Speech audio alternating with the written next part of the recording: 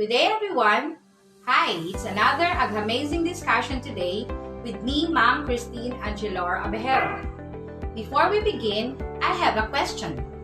Among all the elements, which element is known as the element of life? Blue. It has 6 letters and starts with letter C. Right. The answer is carbon. Do you know why carbon is called the element of life? What do you think is unique with carbon among all the elements? Let's find out by going through with our lesson for today.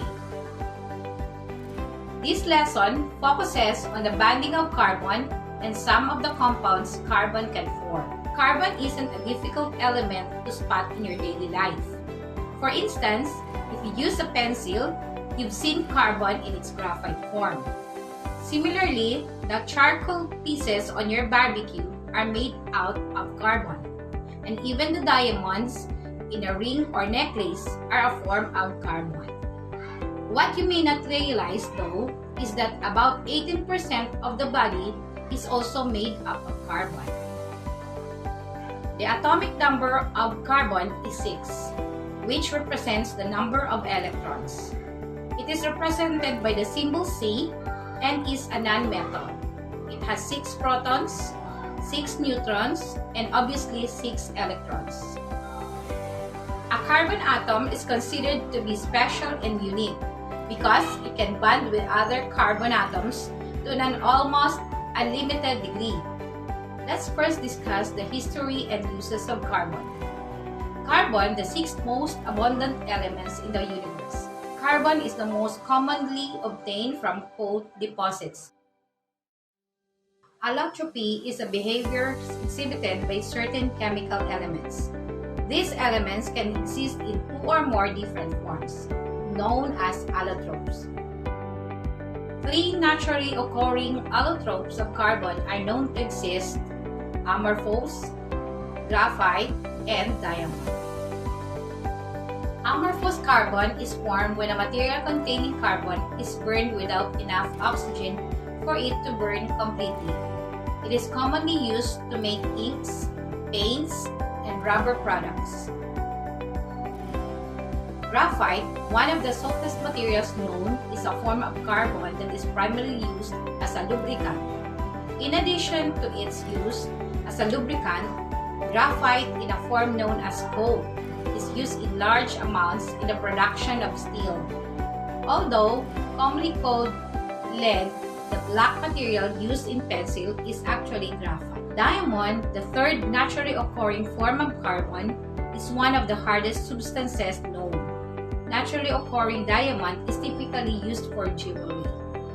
Although they possess very different physical properties, graphite and diamond differ only in their crystal structure.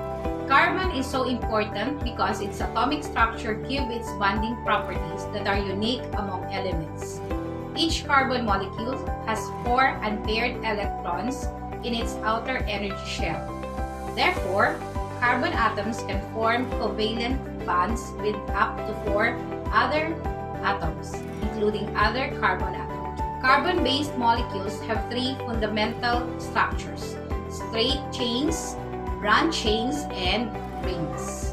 The simplest organic compounds are called hydrocarbons. They contain only the elements carbon and hydrogen.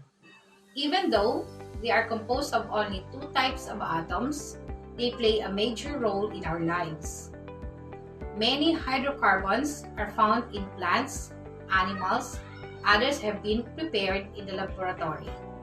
There are 2 types of hydrocarbons. First, saturated hydrocarbons. In these compounds, carbon-to-carbon atoms and carbon-to-hydrogen atoms are held together by single bonds. These single-bonded compounds are the simplest hydrocarbons, known as alkanes. Second is the unsaturated hydrocarbons. These compounds consist of a double bond between carbon-to-carbon atoms, or known as alkenes, and a triple bond between carbon-to-carbon atoms, or alkynes. In naming hydrocarbons, The names of these compounds consist of two parts. The first part or prefix of the name indicates how many carbon atoms are in the chain. Here is the table to know the prefixes for hydrocarbons.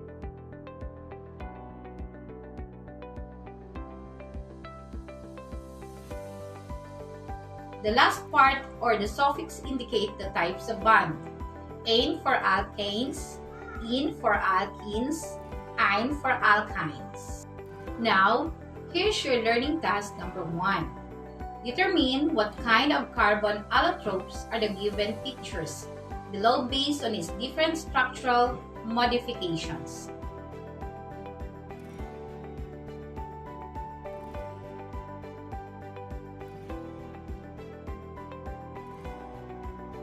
For learning task number 2, draw the shape of this fundamental structure of carbon-based molecules, straight chains, rings, and branch chain.